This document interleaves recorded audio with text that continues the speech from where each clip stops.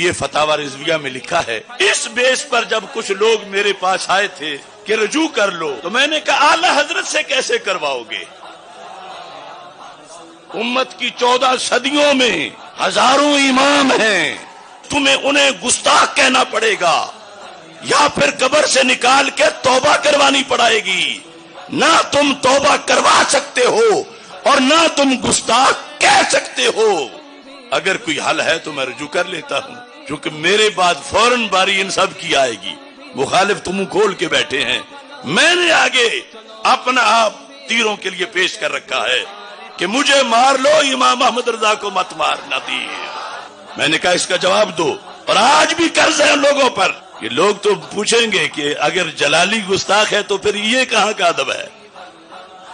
انہوں نے تو غیر نبی کو کہا، انہوں نے نبی کو کہا۔ ان کی توبہ ثابت کرو کہاں اس سے رجوع کیا تھا، اور اگر نہیں کر سکتے تو پھر مانو کہ گستاخ ہیں۔ تو کیا ایسا دروازہ کھل جاتا کہ ساری امت ہم اپنے اکابر گستاخ بنوا لیتے؟ ہم نے جیلیں کاٹ لی ہیں مگر اپنے اکابر کا جھنڈا نیچے نہیں آنے دیا اللہ کے فضل سے۔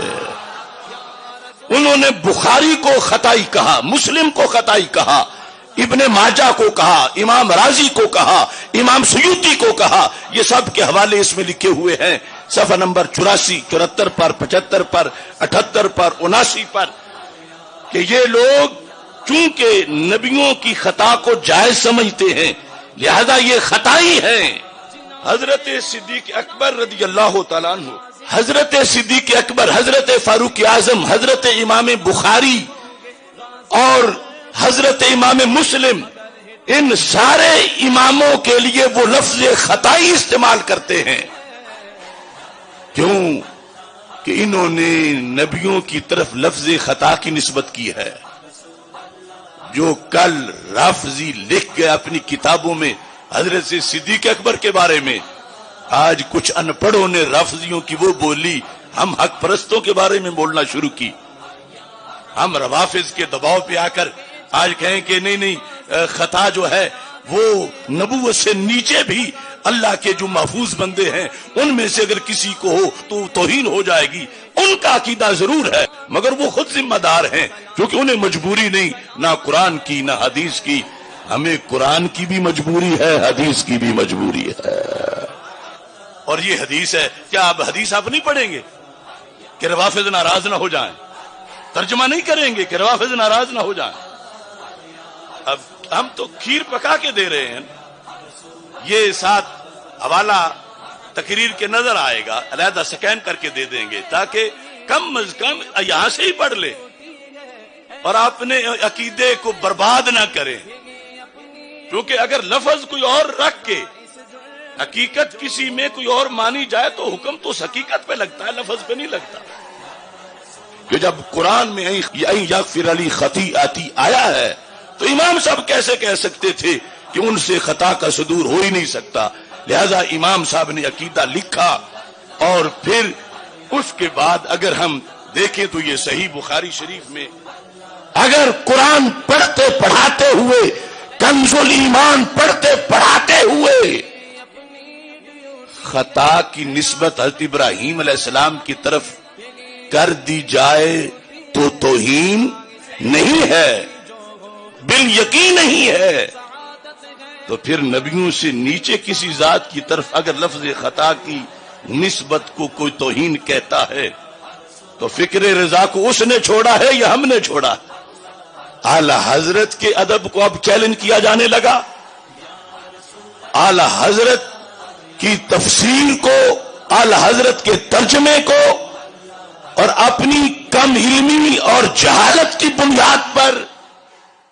بسم اللہ الرحمن الرحیم وَمِمَّنْ خَلَقْنَا أُمَّةً يَهْدُونَ بِالْحَقِّ وَبِهِ يَعْدِلُونَ۔ صدق اللہ العظیم وصدق رسولہ النبی الکریم الامین۔ ان اللہ وملائکتہ یصلون علی النبی یا ایہا الذین آمنوا صلوا علیہ وسلموا تسلیما۔ الصلاۃ والسلام علیک یا سیدی یا رسول اللہ وعلی آلک واصحابک یا سیدی یا حبیب اللہ. الصلاۃ والسلام علیک یا سیدی یا خاتم النبیین وعلی آلک واصحابک یا سیدی یا خاتم المعصومین. مولاي صل وسلم دائما ابدا على حبيبك خير الخلق كلهم منزه عن شريك في محاسنه فجوهر الحسن فيه غير منقسم. محمد تاج رسل الله قاطبة محمد صادق الأقوال والكلم. محمد ذکرہ روح لانفسنا محمد شکرہ فرد علی الامم. رب صلی وسلم دائما ابدا علی حبیبک خیر الخلق کلہم. اللہ تبارک و تعالی جل جلالہ وعم نوالہ واتم برہانہ وعظم شانہ وجل ذکرہ وعز اسمہ کی حمد و ثنا اور حضور سرور کائنات مفخر موجودات زینت بزم کائنات دستگیر جہاں غم گسار زماں سید سروراں حامی بے کساں قائد المرسلین خاتم النبیین احمد مجتبی جناب محمد مصطفیٰ صلی اللہ علیہ وآلہ واصحابہ وبارک وسلم کے دربار گوہر بار میں ہدیہ درود و سلام عرض کرنے کے بعد السلام علیکم ورحمۃ اللہ وبرکاتہ. خدایا بحق بنی فاطمہ کہ برقول ایمان کنی خاتمہ اگر دعوتم رد کنی ور قبول منو دستو دامان آل رسول صلی اللہ علیہ وسلم. ہم نے آصف کر لیا ہے خوب اپنا انتظام. ہم نے آصف کر لیا ہے خوب اپنا انتظام. بالیقین یہ فیصلہ ہے یاد رکھ لے خاص و عام. اہل سنت دے رہے ہیں ہر طرف کامل پیام. دین و دنیا میں ہے کافی سنت خیر الانام. مسلک فکر رضا کا کر لیا ہے التزام. سنیت کا درس دیں گے اس جہاں میں صبح و شام. جان عشق مصطفیٰ ہے عشق ہے اس کا امام. اپنے رب کی بندگی کا ہی رہے گا اہتمام. دل تو ہے آل محمد کی محبت کا مقام. دین ہے سارے صحابہ کا مکمل احترام. رافضیت خارجیت ناسبیت ہے حرام. اہل سنت ہیں رسول پاک کے سچے غلام.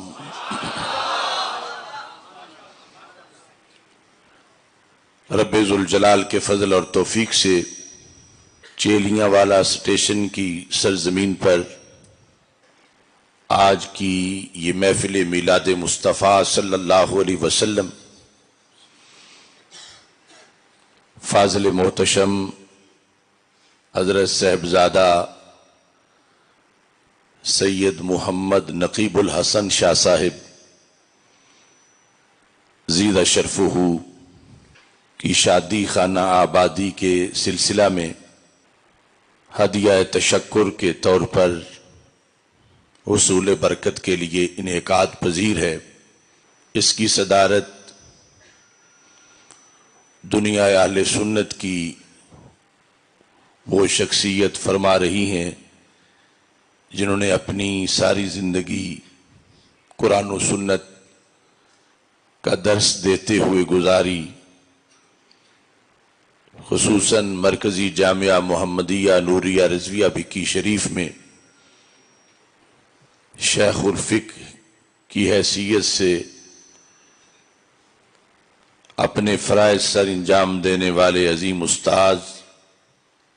استاذی و استاذ العلماء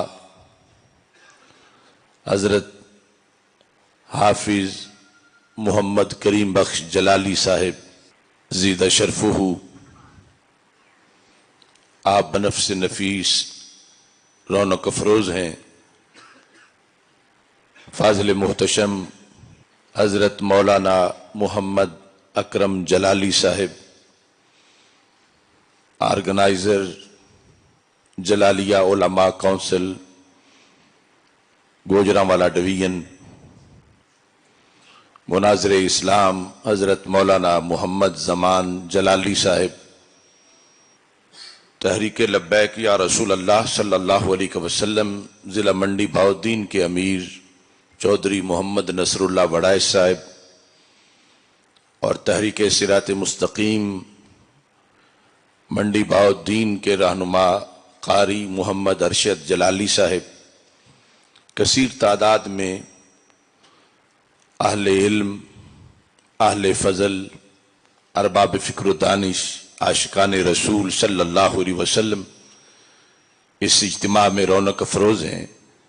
میری دعا ہے خالق کائنات جل جلالہ اس مجلس کو، محفل کو بابرکت بنائے۔ نبی اکرم نور مجسم شفیع معظم صلی اللہ علیہ وسلم کا فرمان ہے لکل نبی دعوت مستجابہ، ہر نبی کی ایک نہ ایک دعا ضرور قبول ہوتی ہے۔ فتعجل کل نبی دعوتہ، وہ خصوصی دعا جو ہر نبی کو اللہ کی طرف سے عطا کی گئی کہ جو چاہو مانگ لو، ہر نبی نے وہ دعا مانگ لی۔ ہمارے آقا صلی اللہ علیہ وسلم فرماتے ہیں انی اختبأت دعوتی،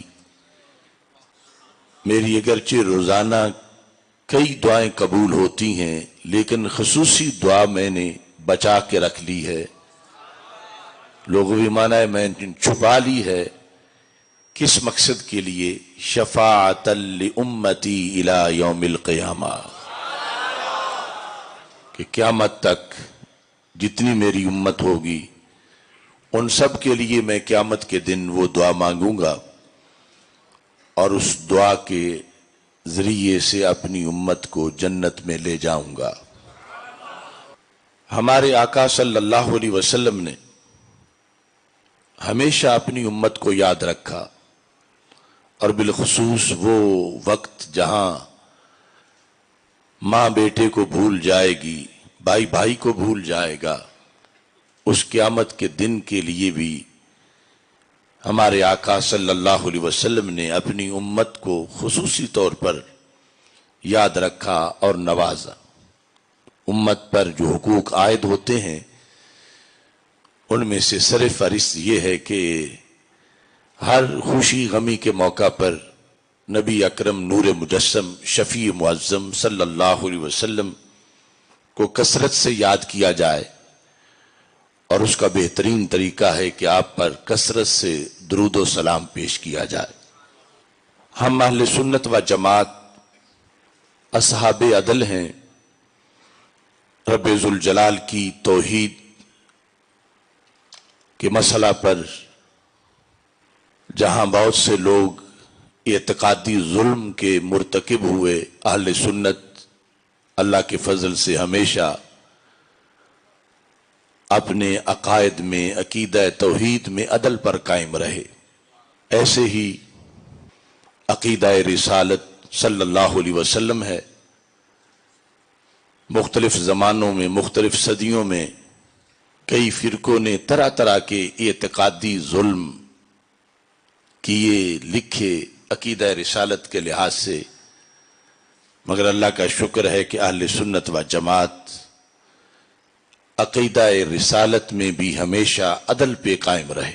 ایسے ہی اہل بیت اطہار رضی اللہ تعالی عنہم کی محبت کے موضوع پر لوگوں نے تنقیس بھی کی، لوگوں نے غلو بھی کیا، مگر اہل حق اہل سنت و جماعت 14 صدیوں میں ہمیشہ اس موضوع پر بھی عدل پہ قائم رہے۔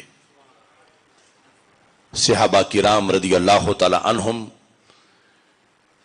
کی ذوات قدسیہ کے لحاظ سے ایک فرقہ تو معاذ اللہ تبرئ کرتا رہا، اور اس سلسلہ میں بھی خوارج اور نواسب کی طرف سے غلو کیا گیا، لیکن اہل سنت و جماعت ہمیشہ عدل پہ قائم رہے۔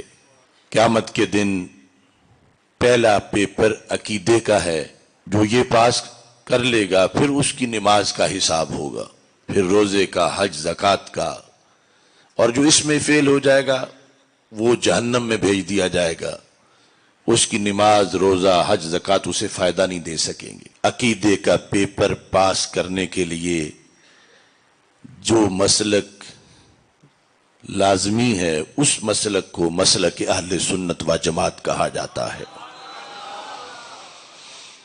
نبوت کے لحاظ سے جو عقائد ہیں، آج کی چونکہ یہ مختصر سی نشست ہے، میں صرف ایک عقیدہ اس کی وضاحت کرتے ہوئے اپنی گفتگو کو سمیٹوں گا۔ امام اعظم ابو حنیفہ نعمان بن ثابت رضی اللہ تعالی عنہ، جن کے مسلک پر ہم قائم ہیں، اور شرق و غرب کے مسلمان جمہور انہی کی فقہ کی اقتداء کرنے والے ہیں۔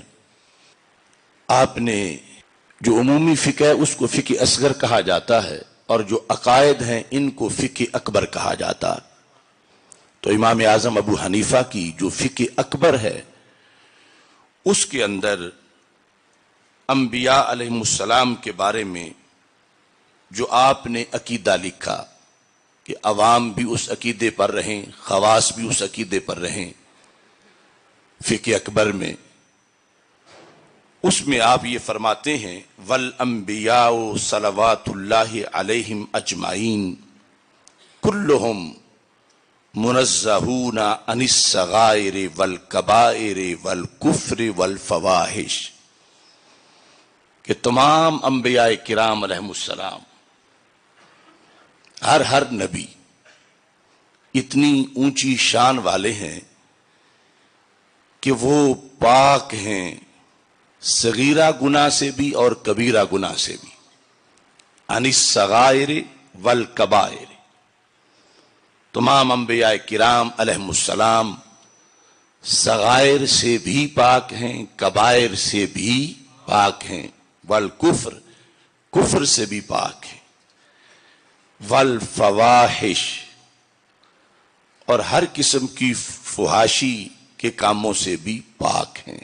اس کے بعد آپ فرماتے ہیں وَقَدْ كَانَتْ مِنْهُمْ زَلَّاتٌ وَخَطِیئَاتٌ، تمام انبیاء کرام علیہم السلام منزہ ہیں صغیرہ گناہ سے، کبیرہ گناہ سے، کفر سے، فحاشی سے، لیکن قد کانت منہم زلات و خطیئات، یہ عقیدے کا سبق ہے، یعنی مومن کو یہ معلوم ہونا چاہیے کہ ان میں سے بعض سے زلات ہوئیں و خطیئات، اور خطیئات کا صدور ہوا۔ یہ امام اعظم ابو حنیفہ رحمۃ اللہ علیہ نے فقہ اکبر میں لکھا۔ تابعین سے لے کر اب تک امت مسلمہ اس پر قائم رہی کہ گناہ نہ صغیرہ ہے نہ کبیرہ ہے، لیکن زلات ہیں. زلات کا معنی لغزش، پھسلن. اور آگے لفظ ہے خطیئات. خطیئات خطیہ کی جمع ہے. پہلے واضح کر چکے ہیں کہ ذنب نہیں، نہ صغیرہ ہے نہ کبیرہ ہے. انبیاء پاک ہیں، صغیرہ سے بھی پاک ہیں، کبیرہ سے بھی، مگر خطیہ سے پاک نہیں. وَقَدْ كَانَتْ مِنْهُمْ زَلَّاتٌ وَخَطِیئَاتٌ. یہ جو انہوں نے سب کے لیے عقیدہ لکھا. اب یہاں لفظ خطیہ جو ہے اس نے یہ معین کر دیا کہ ذنب نہیں، وہ انبیاء کا کوئی ذنب نہیں، نہ صغیرہ گناہ ہے نہ کبیرہ گناہ ہے، مگر ان کی زلات بعض سے صدور ہوا ان کا، اگرچہ وہ ہم یہی کہیں گے کہ خلاف اولا ہے.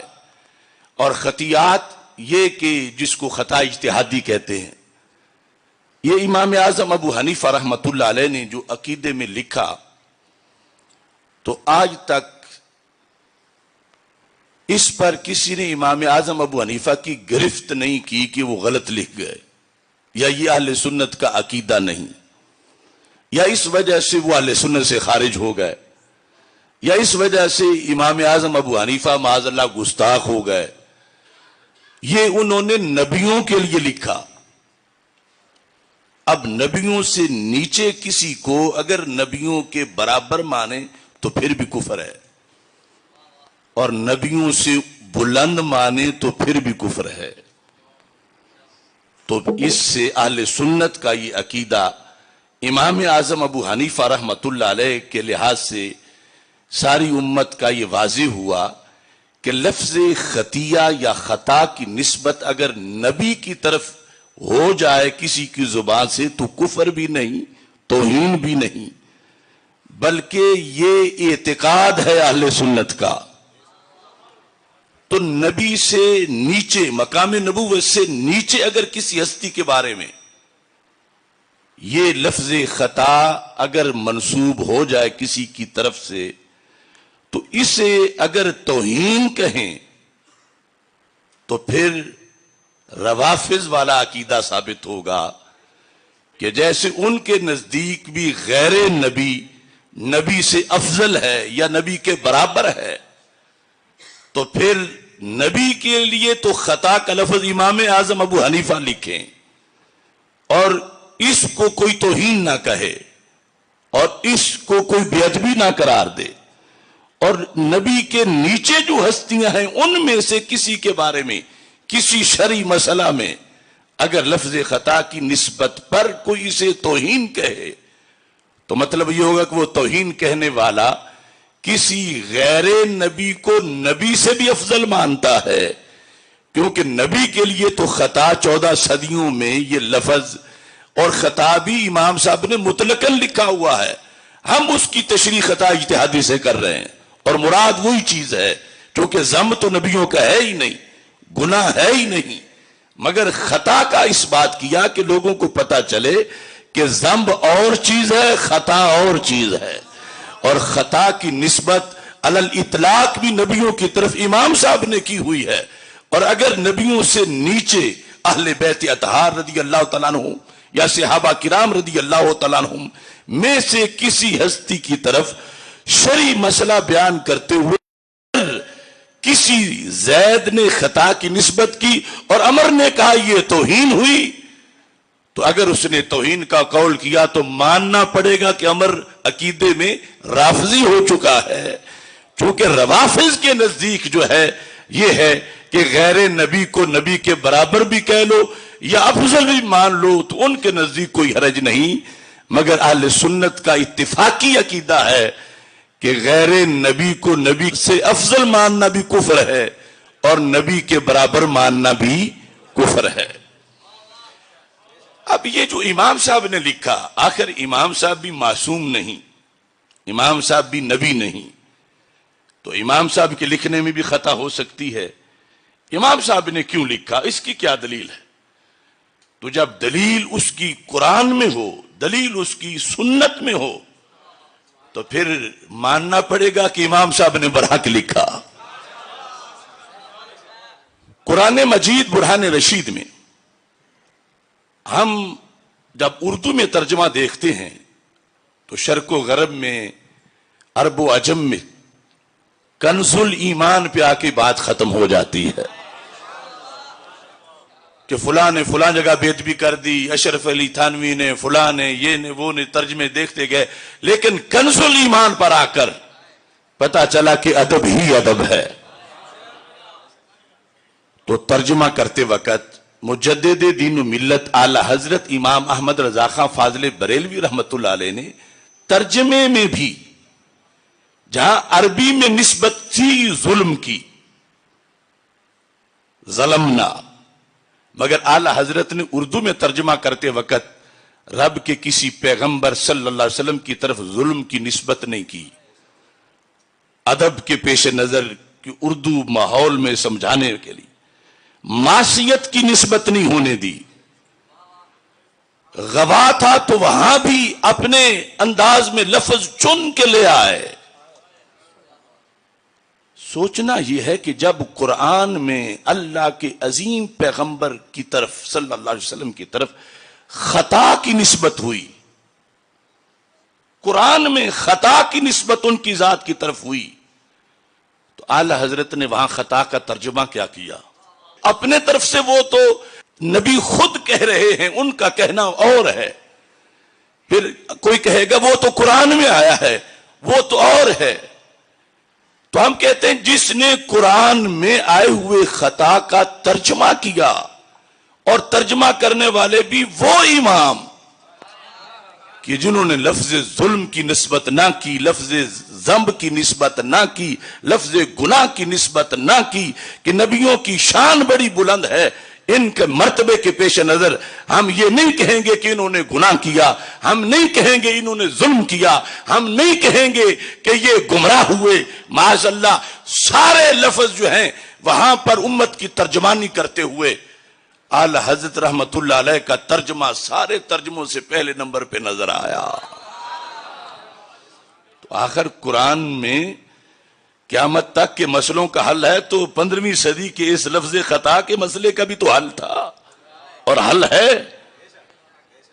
حضرت ابراہیم علیہ السلام جس وقت دعا مانگتے ہیں، اور وہ دعا آیت قرآن ہے، اور اللہ تعالی نے اس کا ذکر قرآن مجید برہان رشید میں 19ویں پارے میں سورہ شعراء میں کیا ہے، آیت نمبر 82 ہے، وَالَّذِي أَطْمَعُ أَن يَغْفِرَ لِي خَطِيئَتِي یوم الدین، اور وہ جس کی مجھے آس لگی ہے۔ یہ حضرت ابراہیم علیہ السلام کہہ رہے تھے اللہ کے بارے میں، وہ کیا کرے گا جس کی مجھے آس لگی ہے، وہ اللہ میرے ساتھ کیا کرے گا؟ ان یغفر لی خطیئتی، وہ میری خطیہ جو عربی ہے اسے معاف کرے گا۔ اب اعلی حضرت نے یہ اردو والوں کو بتانا تھا کہ میں ایک لفظ کی نسبت کرنے لگا ہوں نبیوں کی طرف، اور اسے توہین نہ سمجھنا، اور اس کا متبادل مجھے کوئی نہیں ملا کہ میں وہ لفظ لکھتا۔ اور اعلی حضرت تو پی ایچ ڈی سے بھی بڑی ڈگری رکھتے ہیں ادب میں، وہ جو نبیوں کا ادب ہے، ولیوں کا ادب ہے، آداب رسالت ہیں، یعنی آپ نے سمجھا کہ اگر لغزش سے ترجمہ کروں تو اس سے بھی مناسب اور لفظ ہوگا۔ تو خطیئہ کا ترجمہ کیا کیا؟ اب ایک لفظ کی نسبت ہونے لگی ہے نبیوں کی طرف، اور نبیوں میں عظیم نبی حضرت ابراہیم خلیل اللہ علیہ السلام کی طرف۔ ظاہر ہے کہ اس لفظ کی نسبت اگر حضرت ابراہیم کی طرف اعلی حضرت کر دیں اور توہین نہ ہو، تو پھر نبیوں کے نیچے کسی ذات کی طرف اگر شرعی مسئلے میں اسی لفظ کی نسبت ہو تو پھر توہین، سارے بولو توہین، توہین، بے ادبی. تو اعلی حضرت فرماتے ہیں والذی اطمع ان یغفر لی خطیئتی یوم الدین، اور وہ جس کی مجھے آس لگی ہے کہ میری خطائیں قیامت کے دن بخشے گا. میری خطائیں. خطیئتی کا ترجمہ کیا ہے؟ اور ذکر کس کا ہو رہا ہے؟ حضرت ابراہیم علیہ السلام کا. ذکر کس کا ہے؟ حضرت، اور وہ بالیقین اللہ کے نبی ہیں، اور اللہ کے نبی کی طرف لفظ خطا کی نسبت کی گئی ہے. اور یہ ترجمہ کیا عام مسلمانوں کے لیے ہے یا خاص علماء کے لیے ہے؟ سب کے لیے ہے. تو کیا اعلی حضرت نے توہین پڑھائی؟ اعلی حضرت نے توہین بتائی؟ اعلی حضرت نے ادب پڑھایا، ادب بتایا. اگر قرآن پڑھتے پڑھاتے ہوئے، کنز الایمان پڑھتے پڑھاتے ہوئے خطا کی نسبت حضرت ابراہیم علیہ السلام کی طرف کر دی جائے تو توہین نہیں ہے، بالیقین نہیں ہے. تو پھر نبیوں سے نیچے کسی ذات کی طرف اگر لفظ خطا کی نسبت کو کوئی توہین کہتا ہے تو فکر رضا کو اس نے چھوڑا ہے یا ہم نے چھوڑا ہے؟ مسلک اہل سنت کو اس نے چھوڑا ہے یا ہم نے چھوڑا؟ کہتے ہیں کہ وہ عوام کو سمجھ نہیں آتی، عوام اس کی معنی غلط لیتی ہے، عوام کو پتہ نہیں. عوام ہے یا پھر تمہارے امام ہیں؟ اور جو عوام کو امام بنا لیں ان کا حشر پھر وہ ان عوام کی طرح ہی ہوتا ہے جو کل انعام ہوتے ہیں. اعلی حضرت کے ادب کو اب چیلنج کیا جانے لگا، اعلی حضرت کی تفسیر کو، اعلی حضرت کے ترجمے کو، اور اپنی کم علمی اور جہالت کی بنیاد پر ان کے دیے ہوئے دین پر انگلیاں اٹھائی جانے لگیں صرف روافظ کے بوجھ اور دباؤ کی وجہ سے. روافظ نے اپنی کتابوں میں ہمارا نام خطائی رکھا ہے. ہمارے اس مراد صدیق اکبر رضی اللہ تعالیٰ عنہ کا، یہ میرے پاس ان کی کتابیں پڑھی ہیں. حضرت صدیق اکبر رضی اللہ تعالیٰ عنہ، حضرت صدیق اکبر، حضرت فاروق اعظم، حضرت امام بخاری اور حضرت امام مسلم، ان سارے اماموں کے لیے وہ لفظ خطائی استعمال کرتے ہیں. کیوں؟ کہ انہوں نے نبیوں کی طرف لفظ خطا کی نسبت کی ہے. جو کل رافضی لکھ گئے اپنی کتابوں میں حضرت صدیق اکبر کے بارے میں، آج کچھ ان پڑھوں نے رافضیوں کی وہ بولی ہم حق پرستوں کے بارے میں بولنا شروع کی، تو پھر ہماری شان گھٹی تو نہیں بڑی ہے. عصمت الانبیاء علیہ السلام، یہ کتاب روافظ کی، زین العابدین عبد علی طاہر، اس میں سنیوں کا نام لکھا ہے مخطئات الانبیاء، کہ انبیاء کی طرف خطا کی نسبت کرنے والے، اور کہا یہ بے ادب لوگ ہیں معاذ اللہ، یہ مخطئ ہیں، یہ خطائی ہیں. ایسی ہوا چلی کہ جو ان کی بولی تھی وہ کچھ ہمارے اپنوں نے بولنا شروع کر دی. انہوں نے بخاری کو خطائی کہا، مسلم کو خطائی کہا، ابن ماجہ کو کہا، امام رازی کو کہا، امام سیوطی کو کہا. یہ سب کے حوالے اس میں لکھے ہوئے ہیں صفحہ نمبر 84، 74 پر، 75 پر، 78 پر، 79 پر، کہ یہ لوگ چونکہ نبیوں کی خطا کو جائز سمجھتے ہیں لہذا یہ خطائی ہیں.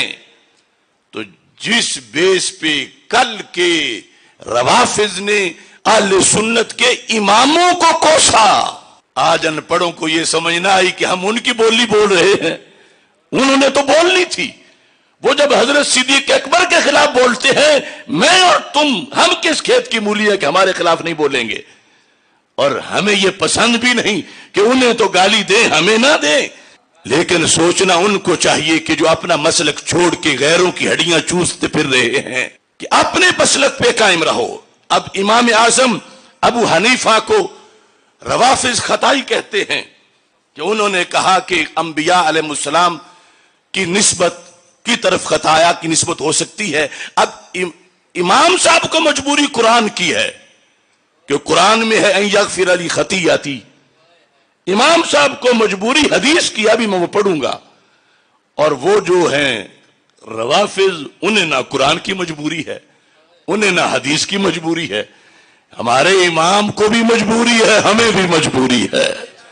تو جو میں نے فقہ اکبر سے عقیدہ امام اعظم ابو حنیفہ کا پڑھ کے تمہیں سنایا، جس کے مطابق ہم سنی ہیں، اور ہماری اس بیان پر اعتراض کرنے والے رافضی قرار پاتے ہیں، اس کی دلیل میں نے اپنی طرف سے آج صدیوں بعد کہ امام صاحب نے اس کے پیش نظر کہا کہ جب قرآن میں این یغفر لی خطیئتی آیا ہے تو امام صاحب کیسے کہہ سکتے تھے کہ ان سے خطا کا صدور ہو ہی نہیں سکتا.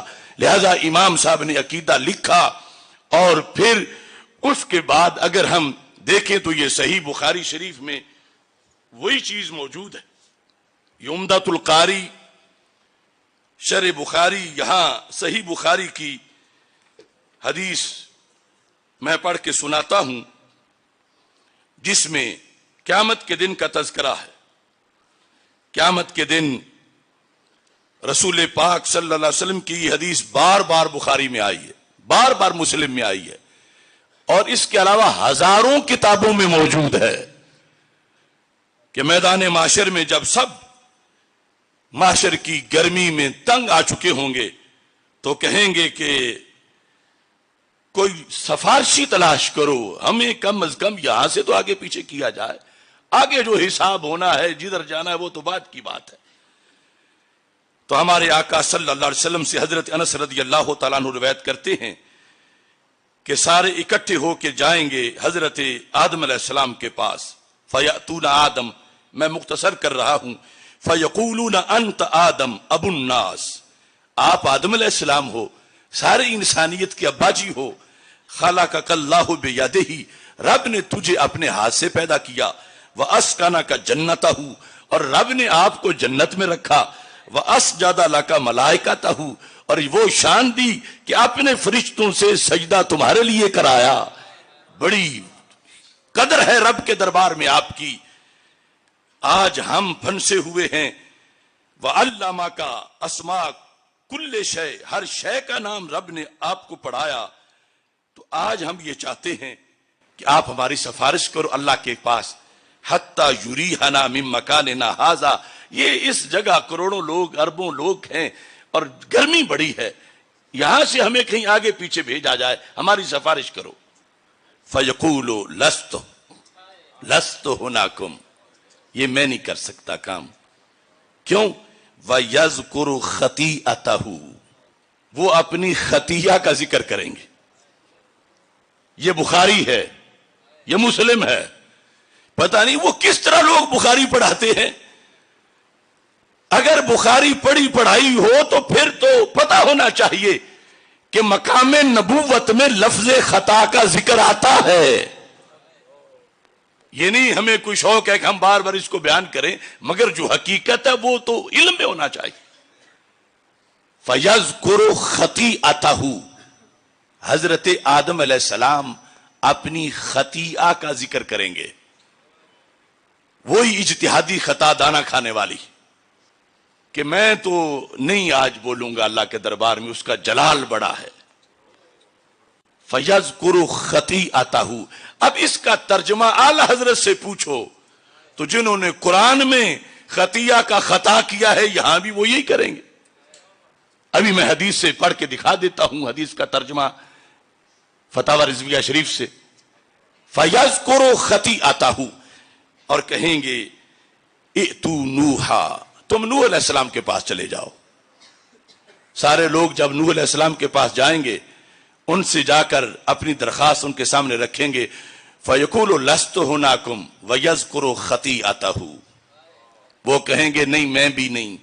وہ اپنی خطا کا ذکر کریں گے، ذنب نہیں، خطا. کہیں گے ائتوا ابراہیم خلیل الرحمن، تم جاؤ حضرت ابراہیم علیہ السلام کے پاس، وہ تمہاری سفارش کریں گے. سارے لوگ جب وہاں پہنچیں گے وہ کہیں گے لستو ہناکم، یہ میں بھی نہیں کر سکتا، میں نہیں کروں گا، اور وہ اپنا معاملہ سامنے رکھ دیں گے اور کہیں گے تم آگے بڑھو اور ائتوا موسیٰ عبدا اتاہ اللہ التورات، عظیم بندے ہیں اللہ کے موسیٰ علیہ السلام، وہ کام کروا دیں گے تمہارا، ان کے پاس چلے جاؤ۔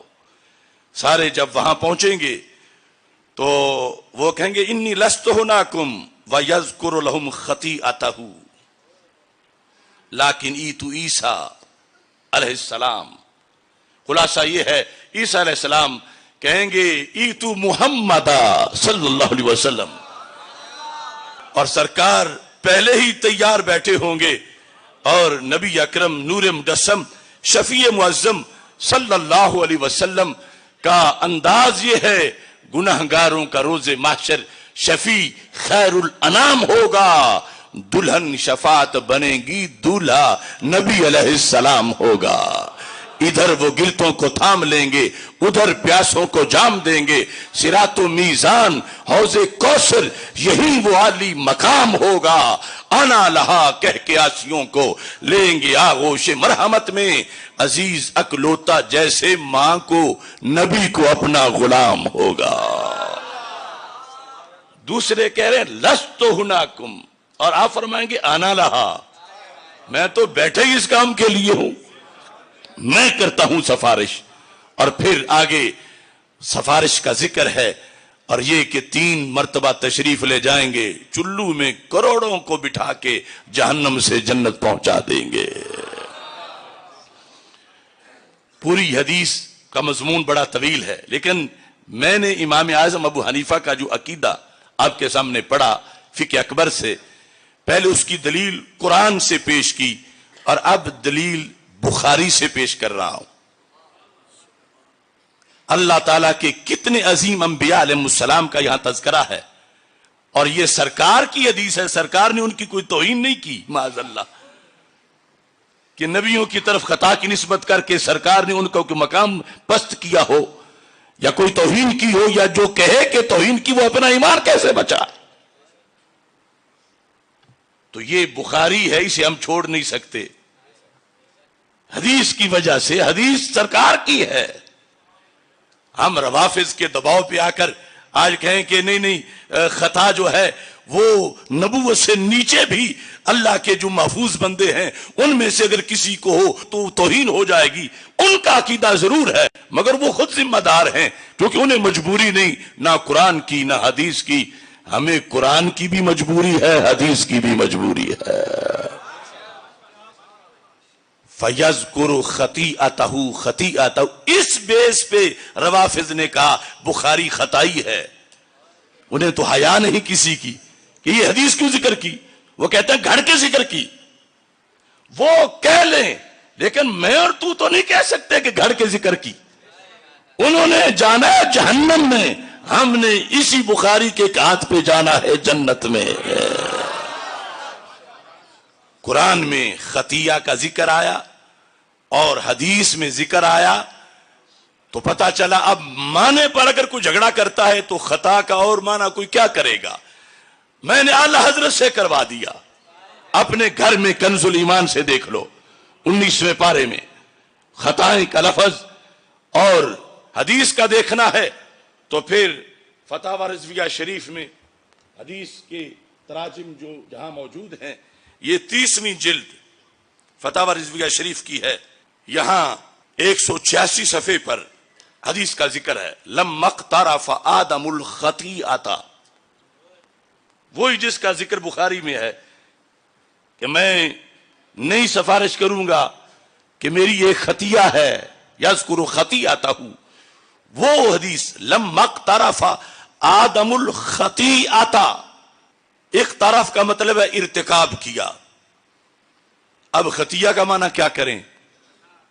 تو یہ فتاوی رضویہ میں لکھا ہے، یعنی آدم علیہ السلام نے خطا کا ارتکاب کیا۔ اس بیس پر جب کچھ لوگ میرے پاس آئے تھے کہ رجوع کر لو، تو میں نے کہا اعلی حضرت سے کیسے کرواؤ گے؟ اگر طریقہ ہے تو پھر شروع کر لو سلسلہ، ورنہ یہ دروازہ مت کھولو، قیامت تک بند نہیں ہوگا۔ امت کی 14 صدیوں میں ہزاروں امام ہیں، یا انہیں تمہاری زبان سے انہیں گستاخ کہنا پڑے گا، یا پھر قبر سے نکال کے توبہ کروانی پڑے گی۔ نہ تم توبہ کروا سکتے ہو اور نہ تم گستاخ کہہ سکتے ہو۔ اگر کوئی حل ہے تو میں رجوع کر لیتا ہوں، چونکہ میرے بعد فوراً باری ان سب کی آئے گی۔ مخالف تو منہ کھول کے بیٹھے ہیں، میں نے آگے اپنا آپ تیروں کے لیے پیش کر رکھا ہے کہ مجھے مار لو، امام احمد رضا کو مت مارنا تیر۔ میں نے مجدد صاحب کے سامنے اپنا سینہ تان کے رکھا، میں نے داتا گنج بخش کی طرف انہیں نہیں جانے دیا، میں نے بخاری مسلم سے ان بھونکنے والوں کو روک کے رکھا کہ مجھے خطائی کہو، انہیں نہ کہنا، میں تمہارے سامنے ہوں۔ میں نے تو یہ جنگ لڑی، میں نے کہا اس کا جواب دو، اور آج بھی قرض ہے لوگوں پر کہ لوگ تو پوچھیں گے کہ اگر جلالی گستاخ ہے تو پھر یہ کہاں کا ادب ہے؟ انہوں نے تو غیر نبی کو کہا، انہوں نے نبی کو کہا۔ ان کی توبہ ثابت کرو، کہاں اس سے رجوع کیا تھا، اور اگر نہیں کر سکتے تو پھر مانو کہ گستاخ ہیں۔ تو کیا ایسا دروازہ کھل جاتا کہ ساری امت ہم اپنے اکابر گستاخ بنوا لیتے؟ ہم نے جیلیں کاٹ لی ہیں مگر اپنے اکابر کا جھنڈا نیچے نہیں آنے دیا اللہ کے فضل سے۔ اور دلیل ہے، جیے تو دلیل کے ساتھ کوئی جیے، لائیں اس کا جواب۔ قیامت آ سکتی ہے، سورج مغرب سے طلوع ہو سکتا ہے، ان لوگوں میں کسی کے پاس سنی مسلک پہ قائم رہ کے دلیل نہیں ہے۔ ہاں رافضی بن کے ہے، مگر وہ تو جہنمی بننا ہے۔ دلیل دیتے دیتے اگر جہنمی بن جائے تو اس دلیل کا کیا فائدہ؟ تو یہ امام اعظم ابو حنیفہ رحمت اللہ علیہ کا ایک قول میں نے اس کی دلیل تمہارے سامنے نبوت کے عقیدے کے لحاظ سے قرآن سے بھی رکھی اور حدیث سے بھی رکھی، اور اتفاق یہ ہے کہ میرے پاس بہت سی شروحات ہیں۔ یہ کتاب مجھے میرے استاد صاحب نے تحفے میں دی ہے، عمدۃ القاری جی، استادوں کی شرح بخاری جو آپ مطالعہ فرماتے رہے ہیں زندگی بھر، آج میں اسی سے دیکھ کے یہ حوالہ پیش کر رہا ہوں۔ اب ایک دوسری حدیث ہے، مجھے حیرانگی ہے کہ لوگ کیوں نہیں علم کی طرف آتے اور اپنا فیصلہ، جب یہ دعویٰ ہے کہ ہم نظام مصطفیٰ صلی اللہ علیہ وسلم والے ہیں تو یہ مسئلہ بھی تو سرکار کے دربار میں رکھنا چاہیے۔ اللہ کے رسول صلی اللہ علیہ وسلم کا اس کے بارے میں کیا حکم ہے، کیا فیصلہ ہے۔ میں ایک دوسری حدیث کے آئینے سے مسئلے کو تھوڑا سا آسان بنا کے رکھنا چاہتا ہوں۔ یہ ہے جامع ترمذی، اس کے اندر جلد نمبر 3 صفحہ نمبر 382 حدیث نمبر 2499، حضرت انس رضی اللہ تعالیٰ عنہ راوی ہیں، اور لفظ اتنے آسان ہیں کہ جو دارالعلوم پڑھنے نہیں گئے ان کو بھی ترجمہ آئے گا۔ لفظ کل کا معنی کس کو نہیں آتا، اور ابن آدم کا معنی کس کو نہیں آتا؟ آدمی ہو اور ابن آدم کا معنی نہ۔ اور اگلا لفظ وہ جو انہوں نے ہمارے لیے مشہور کر رکھا ہے، حدیث کیا ہے؟ میرے آقا صلی اللہ علیہ وسلم کا فرمان ہے، یہ سیاستہ میں پہلے نمبر پہ یہ پیش کر رہا ہوں، ترمذی شریف۔ حدیث کیا ہے؟ کل ابن آدم خطاؤن، کل ابن آدم، اگر جدا کریں گے کلو ابن آدم، کل ابن آدم خطاؤن، خطا سے یہ مبالغہ ہے، اور اس سے جو اس میں منسوب ہے وہ خطائی نہیں بنے گا بلکہ اس سے بھی بڑا خطائی۔ یہ حدیث کہاں آئی؟ سننے ترمذی میں، جامع ترمذی میں۔ اب سنن ابن ماجہ، اس کے اندر حدیث شریف ہے 4251. یہاں ابن آدم کی جگہ لفظ ہے بنی آدم. حدیث ہے کلو بنی آدم خطاؤن. ابھی ترجمے پر بحث بعد میں ہوگی. یہ اب صحاح ستہ کی 2 کتابوں سے یہ میں نے حوالہ پیش کیا. مسند امام احمد، اس کے اندر 13080 حضرت انس رضی اللہ تعالی عنہ سے مروی ہے، قال رسول اللہ صلی اللہ علیہ وسلم کلو بنی آدم خطاؤن. ہر بنی آدم ہی خطائی ہے. استاد بیٹھے ہوئے، ترجمہ آپ کو بھی سمجھ آ رہا ہے. اور مستدرک للحاکم اس کے اندر ویسے تو سینکڑوں کتابوں میں ہے، میں مختصر کرنا چاہتا ہوں، مشکات میں بھی ہے. حدیث نمبر 7691 کلو بنی آدم خطاؤن. یہ ساری میں نے کتابیں کھول کے رکھ کے سامنے حدیث پڑھ دی ہے کہ اللہ کے رسول صلی اللہ علیہ وسلم کا فرمان ہے کلو بنی آدم، ہر بنی آدم کیا ہے؟ خطا ہے.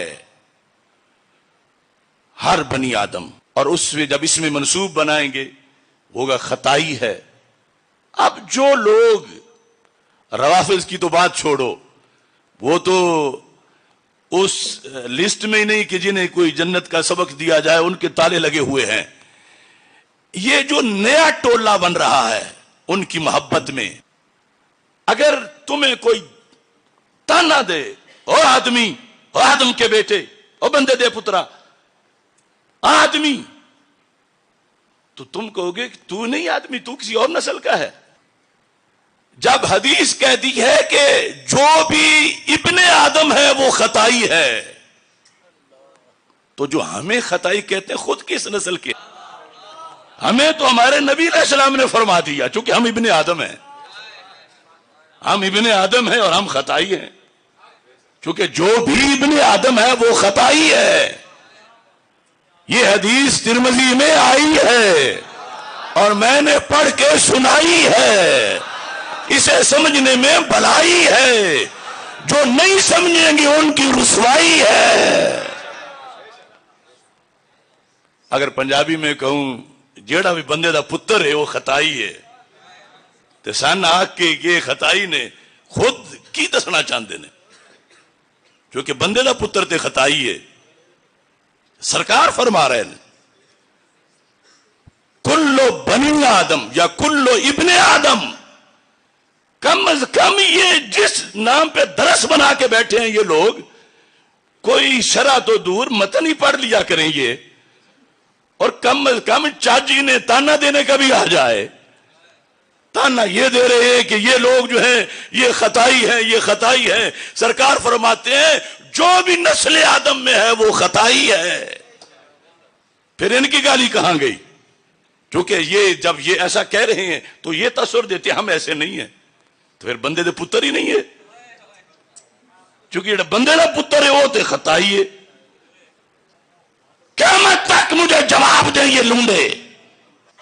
یہ وبال ہے ان پر. تیرے در سے جو یار پھرتے ہیں در بدر یوں ہی خار پھرتے ہیں. یہ روافظ کے گھروں کے چکر لگانے والے، ان کے گھر میں بیٹھ کے قورمے کھانے والے، اب مجدد والی روب دبک نہیں رہی.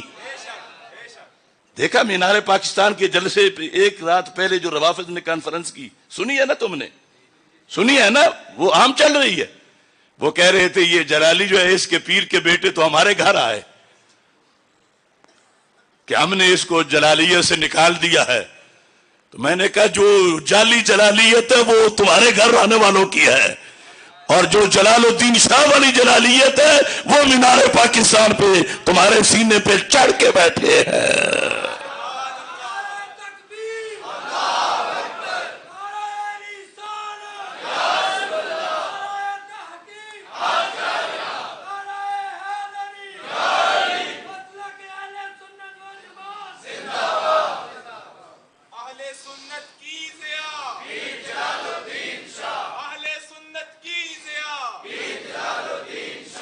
اب اس کی دو شروحات میں آپ کے سامنے رکھنا چاہتا ہوں. میں صرف خطائی کہنے والوں کو آئینہ اسے دکھانا چاہتا ہوں، باقی مسئلہ بھی اس میں ہے. استاد محترم باقی شیوخ الحدیث اسی مسئلے سے فیصلہ کرنا بڑا آسان ہے کہ جو 3-4 سال سے مسئلہ چلا ہوا ہے کہ اس کا حدیث میں مسئلہ کیا لکھا ہے کہ کلو بنی آدم خطاؤن، بنی آدم کے ہر فرد کا تذکرہ ہے اور ان کی طرف خطا کی نسبت ہے. اور یہ حدیث ہے. کیا آپ حدیث آپ نہیں پڑھیں گے کہ روافض ناراض نہ ہو جائیں؟ ترجمہ نہیں کریں گے کہ روافض ناراض نہ ہو جائیں؟ حضرت شیخ عبدالحق محدث دہلوی رحمت اللہ علیہ اشیاۃ اللمعات کے اندر جب اس حدیث کا ترجمہ کرتے ہیں تو آپ فرماتے ہیں اکثر فرزندان آدم کے در حکم کل اند خطا کنندان، صرف نبیوں کو نکالنے کے لیے کہ نبی مستثنا ہے. اگر خطا کا معنی خطا اجتہادی نہیں لینا، اگر لینا ہے تو پھر ان کی طرف بھی نسبت وہ امام صاحب نے لکھی. اور لکھتے لکھتے یہ جملہ چیلنج ہے قیامت تک ان لوگوں کے لیے. فرماتے ہیں کہ ہر کے ہست از آدمیاں، یعنی جو بھی آدمی ہے، جو بھی جز انبیاء صلوات اللہ وسلام علیہم، سوائے نبیوں کے، کہ معصوم اند، چونکہ وہ معصوم ہیں. کہتے ہیں ہر کے ہست از آدمیاں از خطا خالی نہ باشن، جو بھی آدمیوں میں سے ہے سوائے نبیوں کے، چونکہ وہ معصوم ہیں. اور جو معصوم نہیں ہیں یعنی نبیوں کے سوا ہر فرد، شیخ عبدالحق محدث دہلوی کہتے ہیں از خطا خالی نہ باشن، وہ خطا سے خالی. اب نبیوں کے سوا ہر فرد میں کیا اہل بیت کے افراد نہیں آتے؟ کیا صحابہ کرام نہیں آتے؟ کیا اولیاء نہیں آتے؟ تو کیا یہ شیخ عبدالحق محدث دہلوی گستاخ ہیں سارے ولیوں کے؟ از خطا خالی نہ باشن، یہ ترجمہ لفظ خالی بھی تمہیں ترجمہ آتا ہے، یہ سارا آسان سا. اور اسی پر جو شرح طیبی ہے مشکات کی، اس میں اس حدیث کے تحت انہوں نے لکھا فیہ تعمیم و جمیع بنی آدم، یہ ان کا اپنا شرح کا انداز ہے کہ کل بنی آدم خطاؤن. کہتے ہیں فیہ تعمیم و جمیع بنی آدم، کہ اس میں ہر بنی آدم، مرد و زن سارے اس میں موجود ہیں، سب شامل ہیں. حتی الانبیاء، یہاں تک کہ انبیاء بھی، لیکنہم خصو، مگر نبیوں کو خاص کر دیا گیا. کیوں؟ لکونہم معصومین، چونکہ وہ معصوم ہیں، وہ باہر ہیں. اور جو غیر معصوم ہیں، اور سنیوں کے نزدیک نبیوں کے سوا سبھی غیر معصوم ہیں، اہل بیت ہوں یا صحابہ ہوں رضی اللہ تعالیٰ عنہم، تو کہا وہ سارے اس میں داخل ہیں. تو یہ تو مضمون حدیث ہے کہ انبیاء علیہ السلام کے سوا اگر عقیدہ سنیوں والا ہے تو پھر از خطا خالی نہ باشن. اور انہوں نے مطلقاً لکھا، حالانکہ جو ہمارا مسئلہ چھڑا وہ خطا اجتہادی کا تھا. اول بھی بتایا اسی تقریر میں، آخر بھی بتایا اسی تقریر میں. یہاں انہوں نے مطلقاً یہ لکھا، تو پھر کیا یہ کتابوں والا دین دفن کر دیا جائے معاذ اللہ؟ یہ حدیثیں ساری چھوڑ دی جائیں کہ میرا ماموں نہیں مانتا، میرا چچا نہیں مانتا، میرا سسر نہیں مانتا، میرا فلاں نہیں مانتا. تو ہم نے کلمہ چچا سسر کا نہیں پڑھا، سرکار مدینہ کا پڑھا ہے. اور اگر کسی کے پاس جواب ہے تو قیامت تک لے آئے، مہلت قیامت تک کی ہے، چونکہ صدیوں تک بھی نہیں بنے گا. صرف اپنے حجروں میں بیٹھ کے کڑ سکتے ہیں، مگر پڑھ لیں تو مسئلہ حل ہو جائے. اور یہ بات بھی یاد رکھیں، جب ہم نے دبایا کہ ہمارے سنیوں میں کچھ لوگ رافضی بن گئے ہیں اور وہ انبیاء علیہ السلام کے علاوہ کو بھی معصوم مان رہے ہیں، یہاں تک کہ سیدہ طیبہ طاہرہ سیدہ فاطمۃ الزہرا رضی اللہ تعالی عنہا کو وہ معصوم مانتے ہیں، کچھ لوگوں نے تو بول کے کہا، کچھ لوگ خود آہستہ رہتے ہیں لیکن ان کا ماموں بول کے کہتا ہے کہ سیدہ پاک معصومہ ہے. اور وہ ہمارے بکی شریف اور ارد گرد ہم جب تقریر سنتے ہیں تو کہتے ہیں دیکھو جی فلاں بندہ نے وہ سیدہ پاک محفوظہ عن الخطا ہیں اور ان کی طرف خطا کی نسبت کر دی. ان پڑھوں کو اتنا نہیں پتا کہ محفوظ کا مطلب ہی یہ ہوتا ہے کہ جس سے خطا کا صدور تو ہو مگر وہ باقی نہ رہے. یعنی کچھ تو مانتے ہیں نا کہ لفظوں میں معصوم، کچھ محفوظ بول کے معصوم مانتے ہیں. یعنی محفوظ کی ڈیفینیشن آج تک نہیں آئی کہ محفوظ جب اللہ نے حفاظت کر رکھی ہے تو پھر ان سے گناہ کا صدور ہو ہی نہیں سکتا، پھر خطا کا صدور ہو ہی نہیں سکتا. حالانکہ جو معاملہ تھا وہ خطا اجتہادی کا تھا. اور محفوظ اور معصوم کا فرق اگر دیکھنا ہو تو میں یہاں آپ کے سامنے صرف اس کے 3 حوالہ جات رکھنا چاہتا ہوں تاکہ ان لوگوں کی یہ جہالت بھی پتہ چل جائے کہ مان کے محفوظ اور پھر میرے ذمہ لگاتے ہیں چونکہ انہوں نے خطا کی نسبت کی لہذا انہوں نے توہین کی. حالانکہ محفوظ کی طرف خطا کی نسبت توہین کب بنے؟ جب حدیث میں معصوم کی طرف بھی، آیت میں معصوم کی طرف بھی ہے اس اجتہادی کے لحاظ سے، تو محفوظ کی طرف کیسے بنے؟ اور پھر محفوظ کا تو تعریف ہی یہ ہے، فرق یہ ہے معصوم اور محفوظ میں.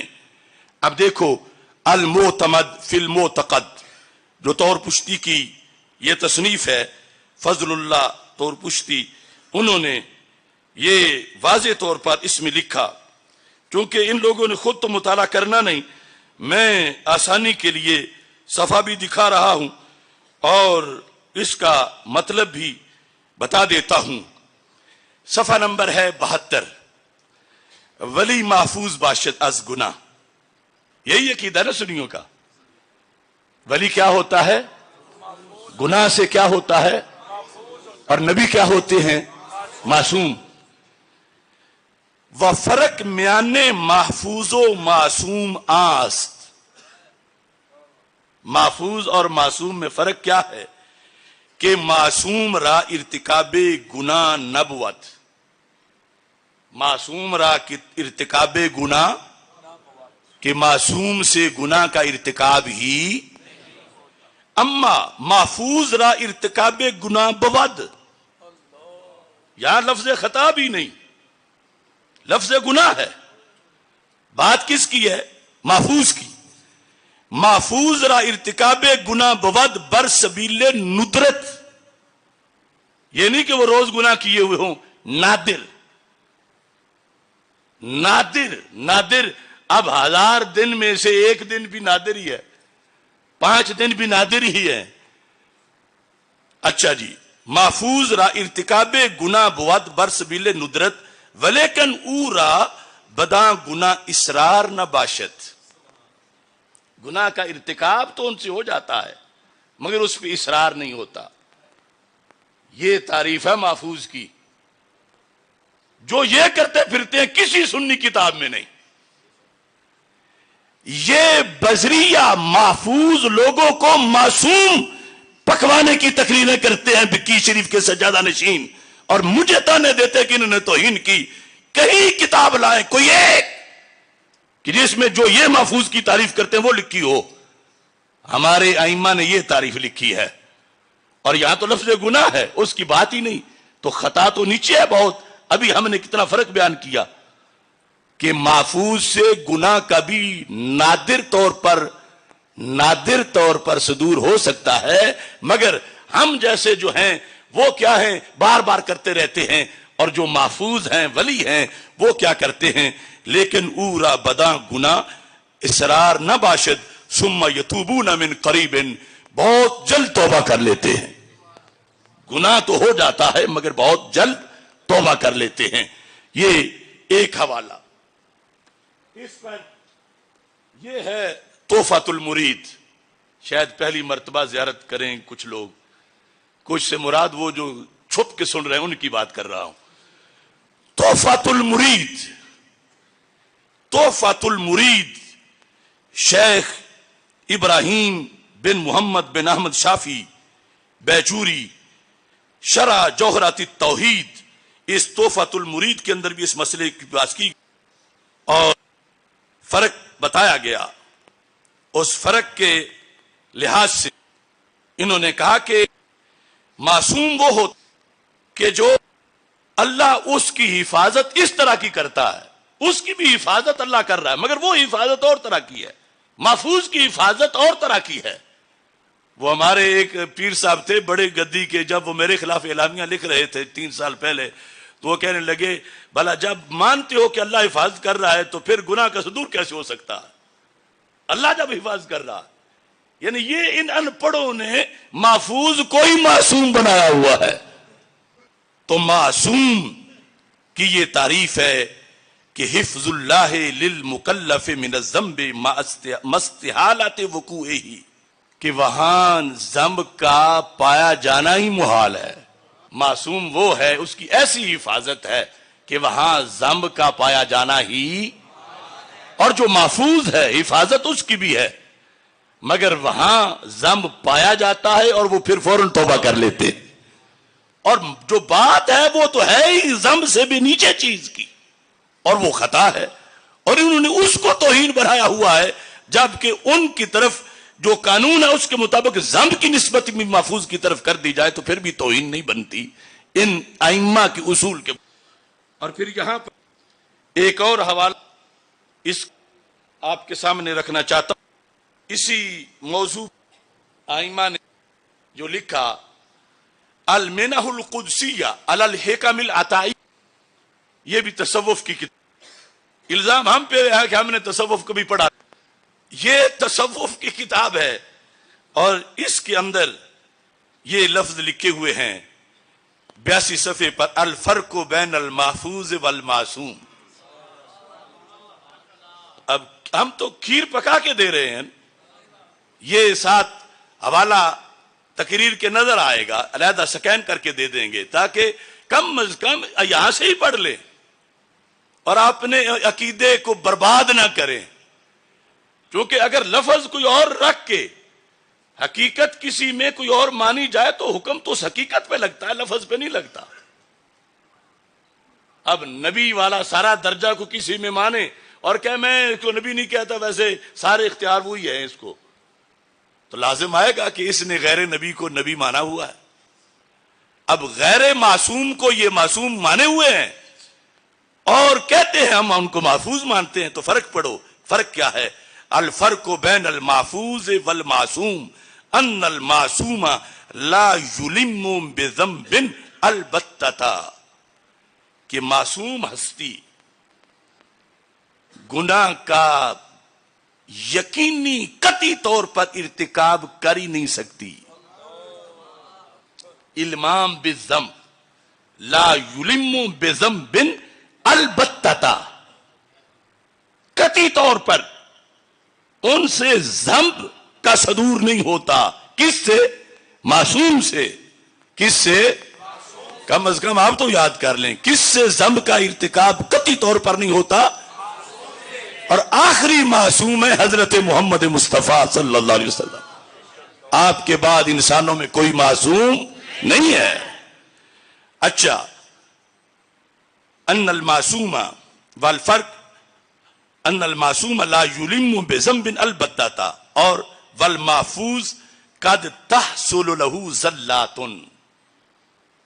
محفوظ سے زلات ہو جاتی ہیں. محفوظ سے زلات، لیکن لا یکون منہ اسرار، زلات ہو جاتی ہیں نادر طور پر مگر ان پر اصرار، بل یتوب من قریب، محفوظ ہستی بہت جلد توبہ کر لیتی ہے. لیکن یہاں زلات کا ارتکاب لکھا، زلات کا ارتکاب ان سے ہو جاتا ہے. اب یہ عجیب منطق ہے کہ دیکھو فلاں بندہ توہین کر رہا ہے، گستاخ ہے، کیا جرم ہے کہ اس نے ایک محفوظ ہستی کے بارے میں کہہ دیا کہ اس سے خطا ہو گئی۔ ارے محفوظ سے خطا ہونا، یہی تو فرق ہے معصوم اور محفوظ میں۔ سمجھ آ رہی ہے نا؟ معصوم سے ذنب کا ارتکاب نہیں ہوتا، اور خطا اتحادی تو ان سے بھی ہو جاتی ہے، معصوم سے بھی۔ اور پھر یہاں تو بات ہی محفوظ میں ہے، اور محفوظ کی تو تعریف ہی یہ ہے کہ اس کے بارے میں لفظ ذنب بھی لکھا گیا، زلات بھی لکھا گیا، خطا بھی لکھا گیا، کہ ان سے یہ نہیں کہ خطا ہوتی نہیں، کبھی کبھی ہو جاتی ہے، مگر اصرار خطا پہ نہیں ہوتا، اور وہ بہت جلد توبہ کر لیتے ہیں۔ یہ تو ان کا اہل سنت کے نزدیک محفوظ کی ڈیفینیشن ہے۔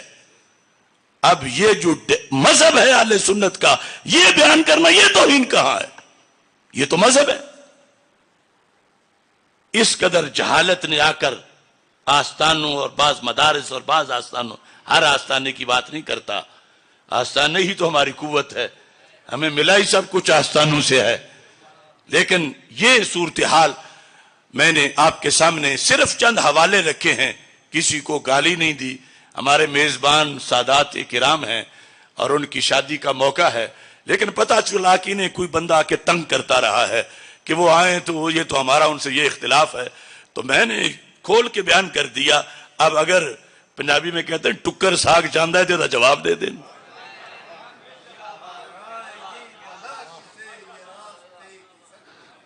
یہ 2 دن 4 دن نہیں، سال کے بعد 2 سال بعد کتابیں لے آئیں۔ یہ نہیں کہ گالی دے جو کہ پورا والیم مکمل کر دیں۔ تو یہ دین ہے ہمارا، اور ہم دین والے لوگ ہیں، دین کے سطح پہ دین کی دلیل کے ساتھ بات کی جائے۔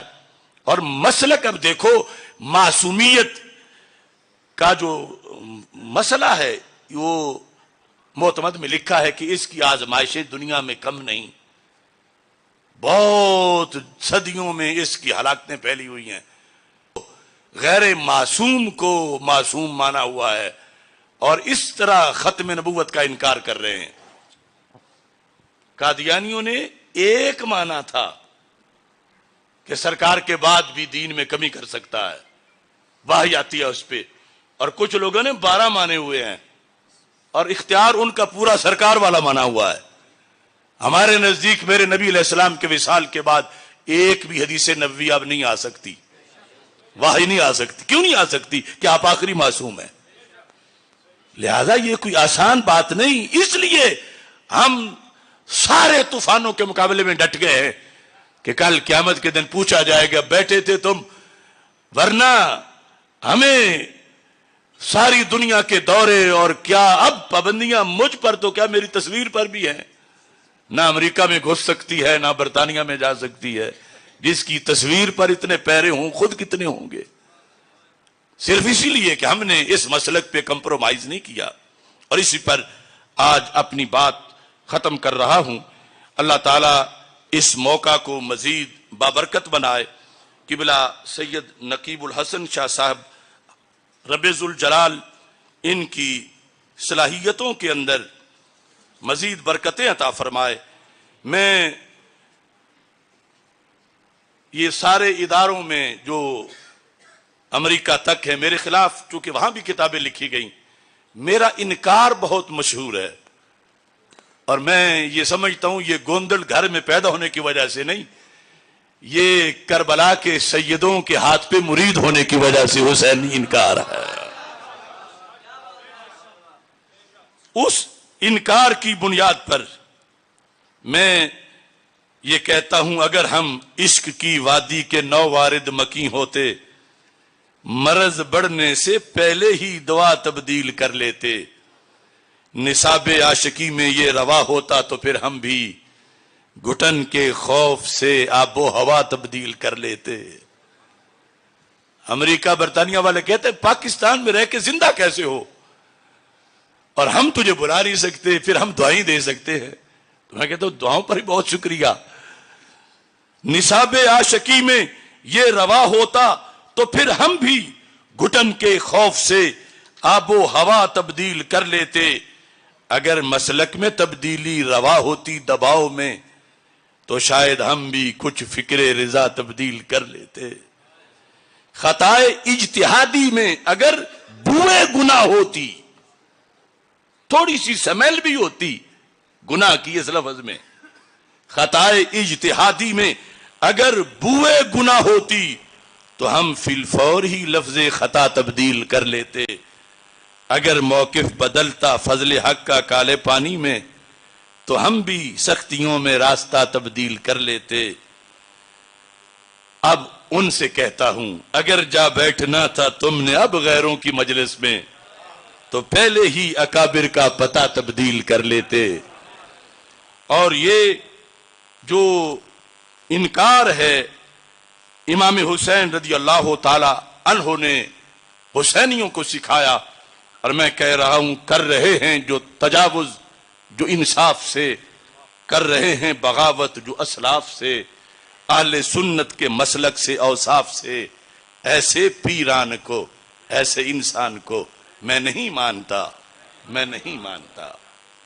جس میں سچے عقائد سے انکار ہو، جھوٹ کی لغو و باطل کی پرمار ہو، جس کے قائل پہ لعنت کی پھٹکار ہو، ایسی تحریر کو، ایسی تقریر کو میں نہیں مانتا، میں نہیں مانتا.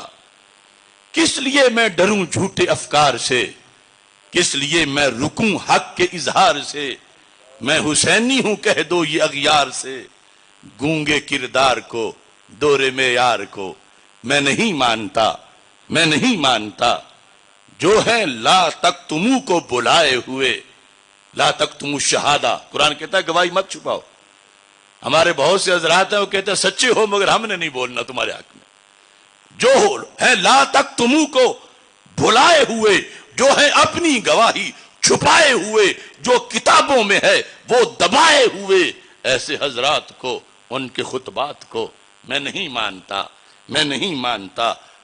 اب آپ سے کہتا ہوں تو اگر اپنا مسلک عیاں نہ کرے، جان کے بھی حقیقت بیاں نہ کرے، جو ہے دل میں وہ ورد زباں نہ کرے، ایسی تعلیم کو، ایسی تنظیم کو میں نہیں مانتا، میں نہیں مانتا.